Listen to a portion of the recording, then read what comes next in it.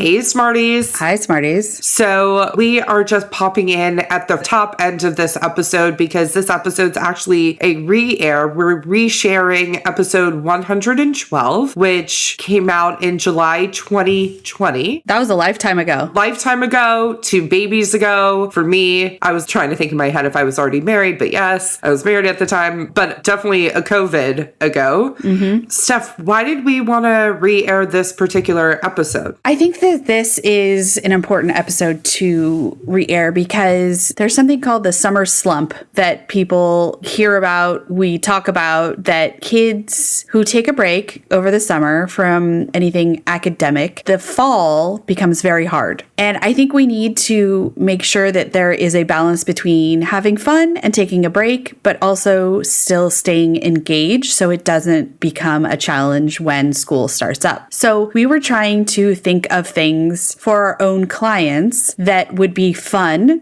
and practice executive functioning skills at the same time. So these were some of the ideas that we had and currently use with our clients. It's important to think outside the box. Even though these projects seem not fun, the kids actually really get into it and really do enjoy it. It's such a great opportunity for them to bolster their executive functioning that will help them to increase their metacognition, their thinking about their thinking, and their thinking about the way that they're doing things without it being graded. Mm-hmm. And so, as we say over and over and over again, summer is not an opportunity to stop intervention, but it's an opportunity to have creative intervention that will still meet goals without the pressure of school going on simultaneously. So if you're considering doing educational therapy over the summer, it's the perfect opportunity. And if you're currently in ed therapy, it's absolutely something that we recommend that you continue doing, even if it's intermittent, even if it's in between the trips and the camps and the travel and whatever. We don't love for our learners to stop the momentum, and we want that momentum to continue over the summer and then again into the fall. So we haven't asked for this in a while, Smarties, but if you have the opportunity to rate and give us a 5-star review, we love reading what you have to say, and it really does help other people find the podcast. So let's dig into the episode.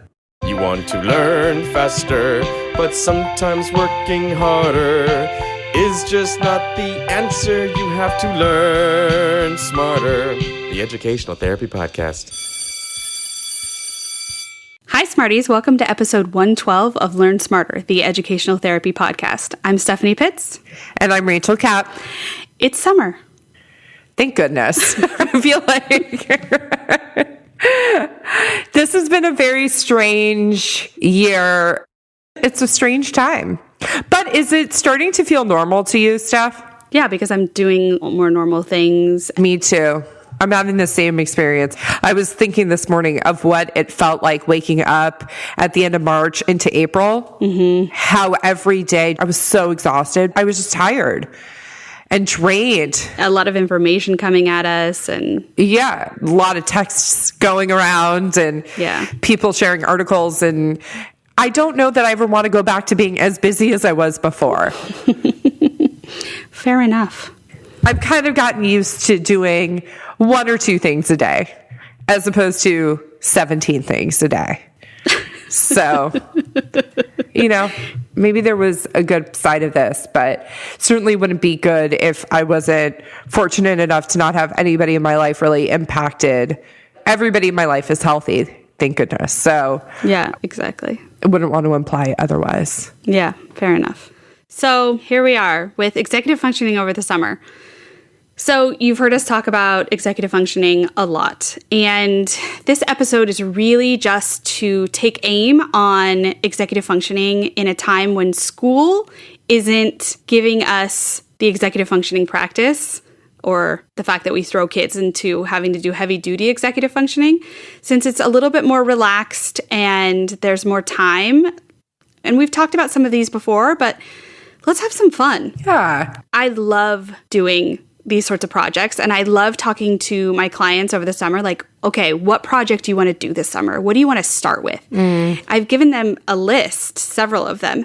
And I was telling you last week, the client, we were deep into looking at apartments. Yes. And cars. You and I were waiting to meet, and you're like, oh, sorry, we got too into it.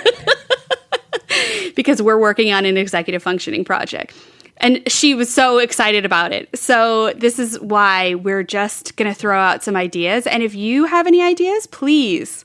Oh, we would love to have that conversation in the Smarties of the Learn Smarter podcast Facebook group. Come hang out with us. Yeah, definitely. So now that school is over and it's summer, let's go through and get rid of last year's stuff. Yes. There are very few times in life where you actually are going back as a student and looking at papers that you wrote previously, looking at tests that you wrote previously. I think the one caveat to that is do not get rid of math notes so that you can remind yourself in the future. And we've talked about this in other episodes about math, but if you've built that sort of math repertoire, if you will, you want to hold on to that. But pretty much for everything else, you're very highly unlikely to go back and look at it. Or need it. So for getting rid of 100 things, and at some point 2 years down the line, you need one thing, it was still worth it to get rid of the 100 things, and you'll figure it out 2 years from now. That's what Google is for. Yep. We do this a lot with clients as well, even virtually, right? Is cleaning and organizing their desk and their room, just resetting for the new school year. We always advocate for the first phase of educational therapy, and the assessment phase is taking stock of their things and their time. So right now we're talking about their things, but also when it comes to their time, free up their calendar. If they have all their classes that are repeating events, as they should, on their calendar, then that's not happening right now. And believe me, there is nothing more that they love than deleting classes off their calendar. Steph, wouldn't you agree? Oh, yeah. It's so therapeutic. And having white space in your calendar, I love it. I love it too. When I see that I have 2 hours, I'm like, ooh, what can I do? Last night I made ice cream. Did you make the strawberry? No, I didn't make the strawberry. I made my grandmother's pink ice cream recipe for my father for Father's Day. You made that last night? Yes, because I'm giving it to him on Friday. This will be out of context because we'll be several weeks out from Father's Day by the time you hear this episode. But I was just confused. Father's Day was 2 days ago. I got you. You're celebrating late. Moving on. Yep, moving on. So the project that I was talking about with my student, and we were just deep into looking at apartments and cars, is this reality check project. And it's a good project for middle schoolers. And it's basically giving them a yearly salary and having them figure out how they can live and pay their bills and what they can afford and pay taxes and all of those things, and decide what they're going to do for a living and look up how much the median income is for that profession. So that's always a really fun one. So we were looking at apartments, and she was deciding, no, this apartment I don't like. This apartment looks great and I can afford it. How old was she? She's going into 8th grade. What a great lesson for an 8th grader. She loved it. And so we picked on what were the hard no's and what are the negotiables. Right. It's the grown-up decisions that we all make when we're moving or with everything. Exactly. So we went through, apartments.com, and we were looking at everything and what city, where, all those things. She wants to live in Palm Springs. I do too. We found a great apartment, and it was under $1,200. It was great. Under $1,200? Yeah, for a 1-bedroom. Let's all move to Palm Springs. If you're listening in another part of the country where $1,200 seems like a lot to you, Steph and I are both like, that sounds great for a 1-bedroom. That just goes to show how expensive California is. Yeah. So that's really fun. If you want to build something out or have your student build something out or find something online, it's amazing to have them go through the process and have them learn. They don't know how many hours in a week are typical for working. Right. When I told the kids that it was 40, they were like, oh, it was so interesting. I'm going to do this with a client later today. Thanks for reminding me about it. Yeah, you're welcome. So this is one that I love doing. I love planning a trip with a client. This is really fun because you start with, again, the budget. And what's amazing to me is how shocked they are about how quickly money goes. They always start with a budget that like you or I would know would not yield any results of the type of trip that they want. So I had a client who said that she wanted to go to Hawaii and she wanted to stay at the Grand Wailea, and she's like, okay, $500. That was her budget. And I was like, oh, bless your heart. I said, let's go with it. Let's go with it and let's see. And she was like, that's how much it costs per night? And I was like, oh, yes, babe. And then it's also, how are you getting there?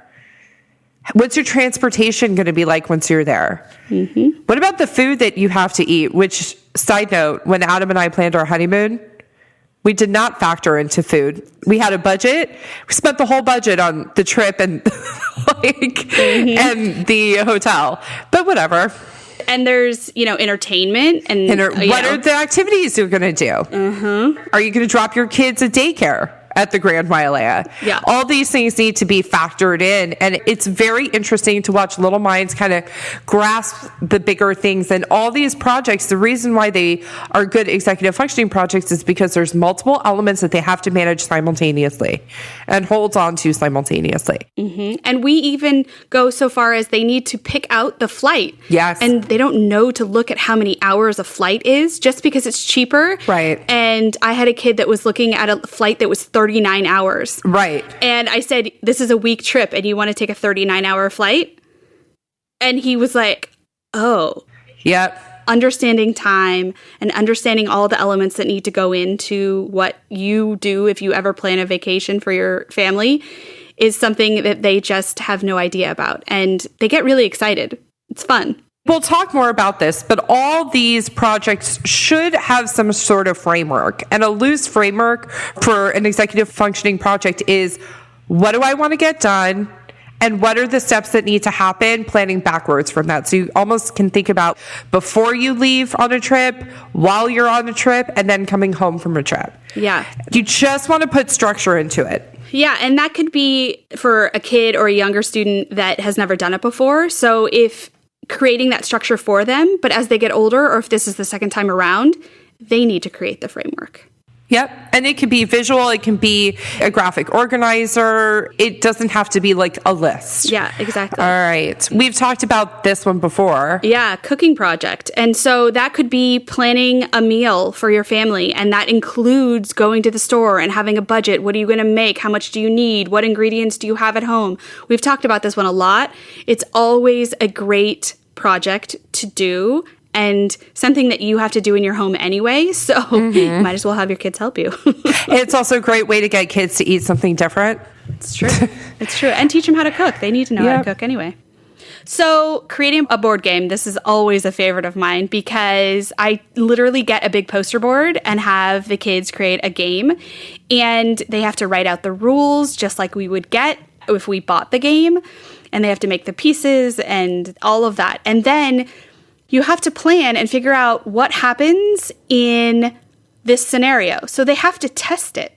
Everything, a car or everything that they sell, it needs to be tested. So we'll sit there and test out the game and find the kinks, and then they have to adjust. This also helps with flexibility because sometimes they have something in their mind that this is how it goes, but that doesn't actually work. Right. So building any sort of board game, and it can be just creating a simple Monopoly type game or doing something super creative. They love it.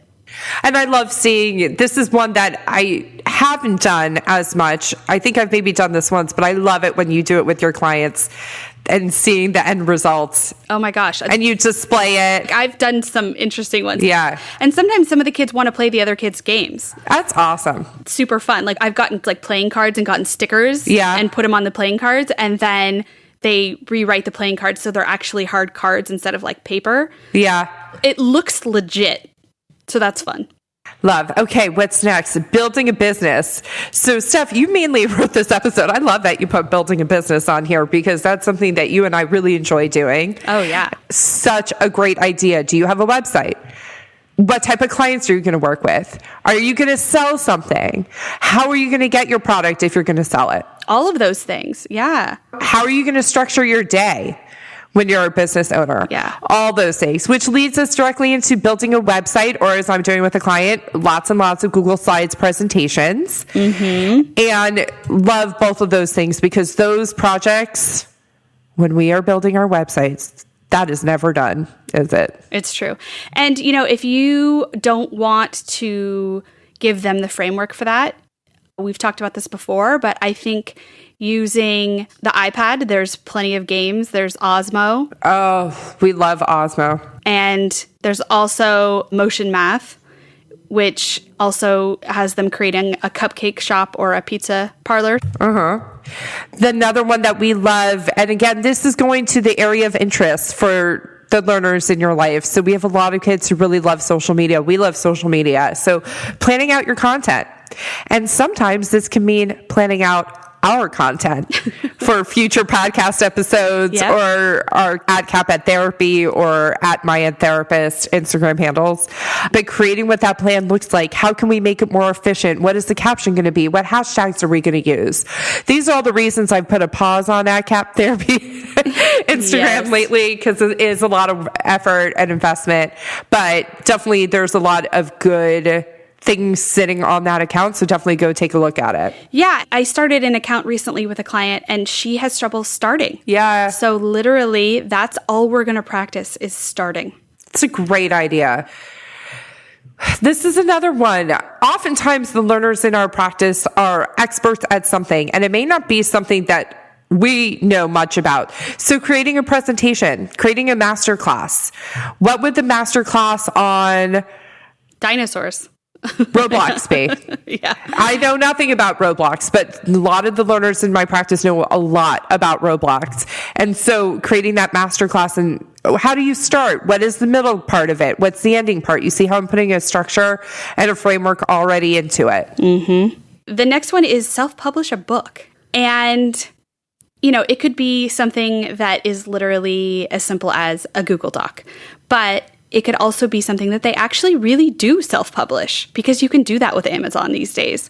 And that goes into creating a whole business. Oh, yes. So they can write a story about whatever they want. And I know some kids that have written these cool stories about Pokemon or have written cool stories of all sorts of things. Mm-hmm. So they could self-publish a book. That would be fun. I love this idea. Because we love this idea. Start a podcast. Yeah. Doesn't mean you have to put it up on Apple Podcasts. It doesn't mean that you actually have to make it available. It doesn't have to be anything fancy, because let me just say, podcasting is not for the faint of heart. Mm-hmm. This is a commitment, and it requires a lot of time from us every week. It costs a lot of money. And so we're not suggesting going off and starting your own podcast, but this is another way to show what you know. And especially if they're passionate about a certain topic, why not have something where you're working on, and then why not have them release it? You can make the decision to go put it out there if you want to, right? Yeah. And so you got to figure out what the episode's going to be. You got to write the episode. You have to make time to record the episode. It provides some structure for sure for our week, because I can do whatever I want with clients and move basically almost everything else in my life around. I usually cannot move podcasting around because of your schedule, right? Mm-hmm. And it's a conversation that we have to have. So finding a friend and letting your kids' friends entertain each other by working on a project like this could be really, really cool. And then this is something that I wanted to talk to you about. Steph, I really want to pair a rising fourth grader up with either a third, fourth, or fifth grader who will be their story writing buddy. Oh, like the story words. Yes. That you like. And so this is something that I've done when I've had kids around the same age, is I get them started on a story, and then each session, the other person adds to it, and they love it. And they don't meet each other. They don't know who each other are necessarily, but they love getting to see how they responded. And then we also set them up with a question. So my question to you is, do you have somebody in your practice or a learner who would be a good fit? One that likes robots, dinosaurs, Marvel, superheroes, who would benefit from working on writing? Do you need to think about it?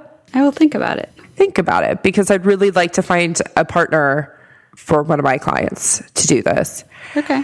See, using the podcast to pay it forward with our clients. So here we go. Whenever you have an executive functioning project, it's really important to do the metacognition and the thinking aloud. And metacognition is the thinking about thinking. So it's the talking out loud of what needs to happen and how you formulate an action plan and really how you document the action plan as well. And putting that all in a place and in a space and in a way that is easily accessible. So if you have a kid who's super visual, drawing pictures with words underneath it, step one.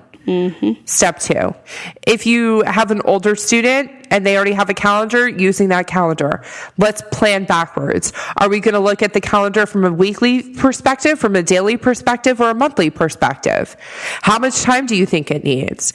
All these are questions that you want to be asking, and then you also want to provide that framework, the before, middle, and after. This is the end goal. How do we work backwards? What needs to happen? And if this is the first time you've done executive functioning in this way in your home or with your learners, label what executive functioning is. Use the language of everything. Model everything. You know, in teaching, it's always I do, we do, you do. You might have to stay in the I do, that you're modeling it, but they're engaged with you because it's a topic that they're interested in a platform and medium that they're interested in. Yeah. And you know what? If none of these are things that your learner wants to do, ask them to think of something they might want to do. They might come up with something amazing. I have a client in my practice who wants to learn like a music production program. Great. I don't need to know anything about this music production program, but I can help you structure time for it and goals for it and which YouTube videos do you want to watch on which day. All that stuff. That is all the executive functioning work that I can help her get to her own goal. That's great. So Smarties, hope that you enjoyed this and let us know if you come up with something amazing, or show us if you do one of these things with a learner or a client or your child. Send us a picture. We love it. We'd love to see it. That'd be so fun. So Smarties, have a great week. Have a great week.